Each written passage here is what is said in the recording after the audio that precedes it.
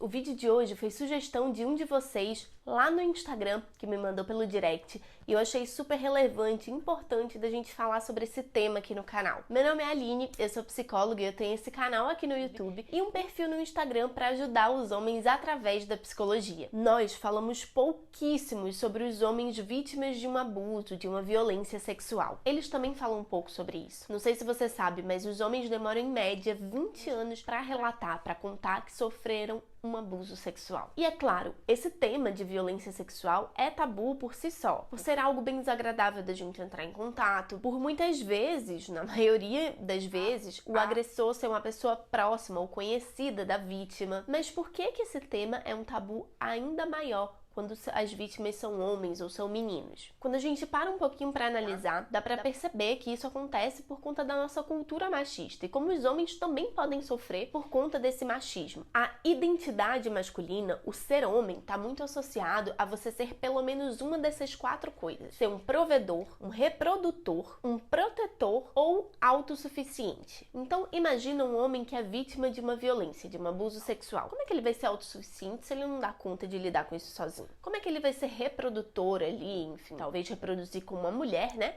Nesse caso, se a sexualidade dele pode ser colocada em xeque caso ele tenha sido violentado por um outro homem. Como é que ele vai poder proteger outras pessoas se ele não consegue proteger nem a si mesmo? Percebe como são coisas que podem estar muito relacionadas a essa identidade limitada quando a gente para pensar, né? Da cultura machista sobre o que é ser homem? E isso é um grande problema, porque se a gente não fala sobre esses assuntos, se a gente não coloca uma luz ali realmente nisso que está acontecendo, o que acontece é que o assunto acaba ficando ainda mais no esquecimento ou ainda mais na escuridão, digamos assim, né? E menos a gente pode pensar em formas de resolver esse problema. E é justamente pensando na resolução desse problema que eu quero falar aqui nesse vídeo, né? Os impactos que isso pode trazer na vida adulta. Caso esse abuso, essa violência tenha acontecido na tua infância, adolescência ou na vida adulta, em qualquer fase da vida, tá? Claro que a gente precisa pensar aqui em medidas protetivas e medidas de prevenção para que isso não aconteça, mas quando a gente deixa de falar sobre isso depois que aconteceu, a gente não consegue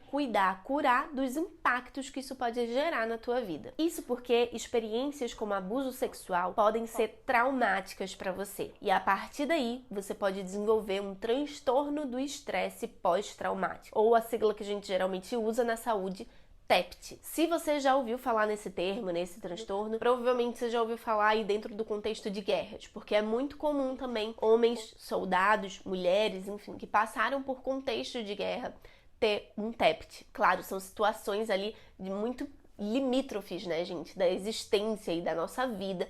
Então, é muito mais provável que alguém nesse contexto desenvolva esse transtorno. Porém, diversos traumas podem desencadear ali num transtorno. Claro que nem todo mundo que passa por uma situação assim desenvolve um TEPT, tá? Precisa ali de estar num contexto desfavorável, digamos assim, para você desenvolver um transtorno. Mas esse é um dos impactos que um trauma, que esse tipo de experiência pode gerar na tua vida. E aí eu quero falar um pouquinho mais desse transtorno aqui com vocês, em linhas gerais, tá? Geralmente, os sintomas que aparecem logo depois da situação traumática, eles estão ali no campo de umas lembranças intrometidas, umas lembranças disruptivas, como a gente chama, e também das ativações fisiológicas. Ou seja, às vezes você se lembra da situação traumática, mesmo sem querer, uma lembrança ali que aparece mesmo sem você querer lembrar daquilo, ou até mesmo você tentando não se lembrar daquilo, ou qualquer mínimo estímulo externo te faz lembrar. Às vezes é algo que nem tá tão relacionado assim com aquele evento, mas a lembrança é ativada muito rapidamente. E tem algumas ativações fisiológicas, que são como se fossem alguns comportamentos que você acaba desenvolvendo. Então, às vezes é um coração mais acelerado, são alguns cacuetes, digamos assim, né, que você acaba fazendo ali. São reações corporais àquilo que te aconteceu. Geralmente, logo depois do trauma, essas são as manifestações do TEPT que a gente mais vê acontecer. Porém, conforme o tempo vai passando e você vai se afastando temporalmente daquele evento, outros sintomas podem ser mais comuns. Como a gente está falando aqui dos impactos na vida adulta, caso você tenha sofrido isso na tua infância, na tua adolescência, é provável que hoje os 2 sintomas aí que estejam mais frequentes sejam de mecanismos de evitação, ou seja, evitar entrar em contato com aquele tema, evitar situações que possam te lembrar ou te deixar perto de uma situação parecida com a do trauma. E também pode ser que você tenha desenvolvido a crença aí de que o trauma, de que aquele evento mudou quem você é. Claro que até certa medida essa crença ela vai estar ali correspondente com a realidade, né? Aquilo te traumatizou de alguma maneira, mas isso não precisa necessariamente ter afetado a tua identidade ou traços importantes do teu comportamento. Essas lembranças que eu falei pra você, que podem aparecer aí próximos ao evento, elas também podem aparecer como sonhos ou como flashbacks, e do nada aparecer ali, enfim, e ativar